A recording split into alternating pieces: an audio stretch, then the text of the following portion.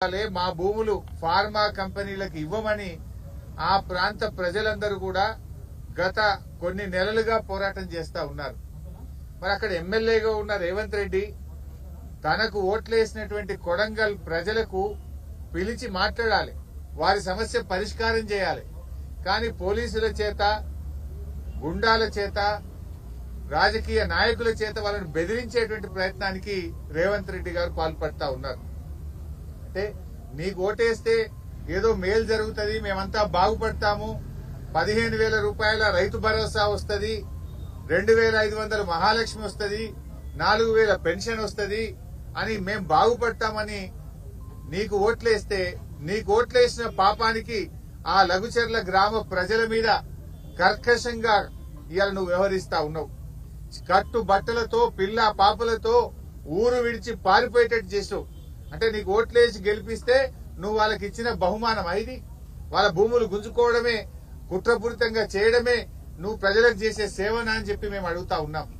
పట్నం నరేందర్ రెడ్డి గారు ఒక ప్రతిపక్ష పార్టీగా, ప్రతిపక్ష నాయకుడిగా ఆ రైతులకు అండగా నిలిచే ప్రయత్నం చేసినాడు, రైతులకు ధైర్యాన్ని ఇచ్చే ప్రయత్నం చేసినాడు. ఆయనకు ఏ సంబంధం లేదు. కాంగ్రెస్ పార్టీ నాయకులు మాట్లాడుతుండ్రు, ఈ సంఘటన ఎన్నికలు రాయించుడు, అబద్దాలు మాట్లాడు, కాంగ్రెస్ నాయకులు ప్రెస్ మీట్లు పెడుతుండ్రు. పోలీస్ రిమాండ్ ఒకే ఒక్కసారి ఆ రోజు ఫోన్ వచ్చిందని చెప్పి అని ఇవాళ మీరు ప్రతిపక్షాల మీద అక్రమ కేసులు పెట్టచ్చు, కానీ ప్రజా తిరుగుబాటు నుంచి తప్పించుకోలేరు. ఇవాళ నేను అడుగుతా ఉన్నా, ఎవరు జరిగినా బీఆర్ఎస్ కుట్ర అంటాడు. మొన్నటిదాకా నిరుద్యోగ యువత అశోక్ నగర్ లో ఎస్సీ, ఎస్టీ, బీసీలకు అన్యాయం జరుగుతా ఉంది, జీవో 29 రద్దు చేయండి అని చెప్పి అశోక్ నగర్ లో నిరుద్యోగ యువత రోడ్ల మీదకి వస్తే అది దాని వెనుక బీఆర్ఎస్ పార్టీ ఉందని రేవంత్ రెడ్డి గారు మాట్లాడుతూ ఉంటారు. రైతులు మా పత్తికి, వరికి మద్దతు ధర రావడం లేదు, రైతు భరోసా రాలేదు, రైతులకు రుణమాఫీ కాలేదని రైతులు రోడ్ల మీదకి వస్తే బీఆర్ఎస్ పార్టీ రైతుల చేత ధర్నా చేయిస్తుందని ముఖ్యమంత్రి గారు మాట్లాడుతూ ఉంటారు. మా స్పెషల్ పోలీసులు, మాకు ఏ పోలీసింగ్ పద్ధతి కావాలి, మా సరెండర్ లీవులు మాకుండాలి, మమ్మల్ని ఇబ్బంది పెడుతున్నారని పోలీసులు రోడ్ల మీదకి వచ్చి ధర్నాలు చేస్తే దాని వెనుక బీఆర్ఎస్ పార్టీ కుట్ర ఉందని రేవంత్ రెడ్డి గారు మాట్లాడుతుంటారు. గురుకుల విద్యార్థులు ఈ పురుగులన్నం మేము తినలేకపోతా ఉన్నాం, మాకు నీళ్ల చారుతో మేము తినలేకపోతున్నాం అని గురుకుల విద్యార్థులందరూ రోడ్ల మీదకి వచ్చి ధర్నాలు చేస్తుంటే ఇది బీఆర్ఎస్ వాళ్ళే చేయిస్తుందని ముఖ్యమంత్రి గారు మాట్లాడతారు. చివరికి ఆయన స్వంత నియోజకవర్గంలో మా గిరిజన సోదర సోదరీమణులు మా భూములు మాకు కావాలి, ఫార్మాసిటీకి మేము భూములు ఇవ్వము అని చెప్పి నీ నియోజకవర్గ గిరిజనులు రోడ్ల మీదకి వచ్చి పోరాడితే దీని వెనుక బీఆర్ఎస్ పార్టీ కుట్ర ఉందని రేవంత్ రెడ్డి గారు మాట్లాడుతుంటారు. అంటే ప్రతిపక్షం, ప్రజలు మాకు ఇచ్చిన బాధ్యత ఏంది?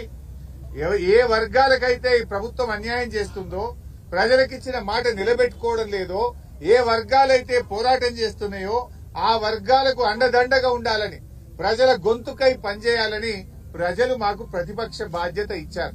ప్రతిపక్షంగా విద్యార్థులు రోడ్ల మీదకి వస్తే వారికి సంఘీభావం ప్రకటించడం మా బాధ్యత. ప్రతిపక్షంగా రైతులకు మద్దతు ధర రాకపోతే పోరాడడం మా బాధ్యత.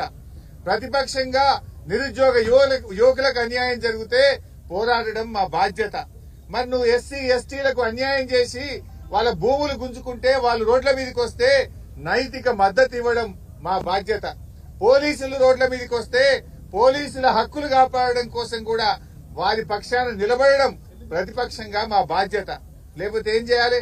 నువ్వు చేసే తప్పులకు, నువ్వు చేసేటువంటి నేరాలకు, నువ్వు చేసేటువంటి అక్రమాలకు మేము చిరుతలు వాయిస్తూ నీకు చెక్క భజన చేయాలనా? చిరుతలు వాయిస్తూ నువ్వు చేసే తప్పులకు మేము భజన చేయాలనా? నీ తప్పులను ఎత్తి చూపడమే మా బాధ్యత. నువ్వు చేసే అన్యాయాలను, అక్రమాలను ఎదిరించడమే మా బాధ్యత.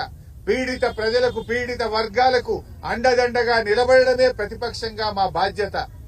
నువ్వు అనుకుంటున్నావేమో బీఆర్ఎస్ నాయకుల మీద కేసు పెట్టాని, మమ్మల్ని అక్రమంగా ఇరికించాలనుకుంటున్నావు. పెడితే పెట్టు, మాకు ఉద్యమాలు కొత్త కాదు, అరెస్టులు కొత్త కాదు, జైళ్లు కొత్త కాదు. తెలంగాణ ఉద్యమంలో అనేక కేసులు ఎదుర్కొన్న వాళ్ళం, తెలంగాణ ఉద్యమంలో జైళ్లకు పోయించిన వాళ్ళం. కానీ మా బాధల్లా నీకేదన్నా బీఆర్ఎస్ మీద కోపం ఉంటే నన్నో కేటీఆర్ నో మా లక్ష్మారెడ్డినో మా పల్లా రాజేశ్వరరెడ్డిని జైల్లో వేయండి, మేము పోతాం. కానీ అమాయకులైన గిరిజన రైతులను ఎందుకు జైల్లో వేసినామని మేము అడుగుతా ఉన్నాం. తక్షణమే ఆ గిరిజన రైతులను వెంటనే విడుదల చేయాలని చెప్పి బీఆర్ఎస్ పార్టీ పక్షాన్ని డిమాండ్ చేస్తా ఉన్నాం. ఏమడిగిండు గిరిజన రైతులు? వాళ్ళు మా భూమి మాకు కావాలని మాట్లాడిండ్రు. దానికి నువ్వు కేసులు పెట్టవా? ఇది ఎక్కడి న్యాయమో అని చెప్పి మేము ప్రశ్నిస్తా ఉన్నాం. ఈ అన్యాయాలను ఎట్టి పరిస్థితుల్లో నువ్వు ఎన్ని అక్రమ కేసులు పెట్టినా, మమ్మల్ని ఎన్ని రకాలుగా వేధించినా బీఆర్ఎస్ పార్టీ నిన్ను ప్రశ్నిస్తూనే ఉంటది, నీ వెంట పడుతూనే ఉంటది, పేదల పక్షాన పోరాటం చేస్తూనే ఉంటదని చెప్పి కూడా హెచ్చరిస్తా ఉన్నాం. అయినా నాకు అర్థం కాదు, ఇదేం ప్రజాస్వామ్యం? నువ్వేం చెప్పినావు ఆ రోజు? 6 గ్యారంటీలతో పాటు 7వ గ్యారంటీ ప్రశ్నించే హక్కు ఇస్తున్నాం, ప్రజాస్వామ్యం ఇస్తున్నాను. ఎక్కడ ప్రజాస్వామ్యం ఉంది? ప్రశ్నిస్తే కేసులు పెడుతున్నావు, ప్రశ్నిస్తే అక్రమ జైళ్లలో పెడుతున్నావు, నువ్వు ప్రశ్నించే అవకాశం లేకుండా చేస్తున్నావు. ఆ రోజు మల్లన్న సాగర్ లో నువ్వు వచ్చి 2 రోజులు నిరాహార దీక్ష చేసినావు, నిన్ను ఆపిందా బీఆర్ఎస్ పార్టీ? మల్లన్న సాగర్ లో నువ్వు వచ్చి 2 రోజులు నిరాహార దీక్ష చేసినావు, నిన్ను అరెస్ట్ చేయలే కదా? నిన్న ఆ ఊర్లకు బోనిచ్చినాం కదా? 2 రోజులు దీక్ష చేస్తే నీకు రక్షణ ఇచ్చింది కదా ఆనాటి ప్రభుత్వం. ఇవాళ ఎందుకు ఆపుతున్నావు? నిన్న మా మత్స్యాచారి గారు ప్రతిపక్ష నాయకుడు లగిచెర్లకు వెళ్తావు, ఆ రైతులకు, ఆ అక్క చెల్లెలకు, ఆ పిల్లలకు, వృద్ధులకు మానసికంగా ధైర్యాన్ని ఇస్తామని మా నాయకులు వెళ్తే వాళ్ళను నువ్వు అరెస్ట్ చేసినావు. మా ఆర్ఎస్ ప్రవీణ్ కుమార్ ను, కార్తీక్ రెడ్డిని, మా వాళ్ళందరినీ కూడా నిన్ను అరెస్ట్ చేసినావు నువ్వు. అదేవిధంగా లోకల్ ఎంపీ డీకే అరుణ గారు పోతే నిన్ను అరెస్ట్ చేసినావు. ఇదెక్కడి ప్రజాస్వామ్యం? ప్రజాస్వామ్యం అంటే ఇదేనా?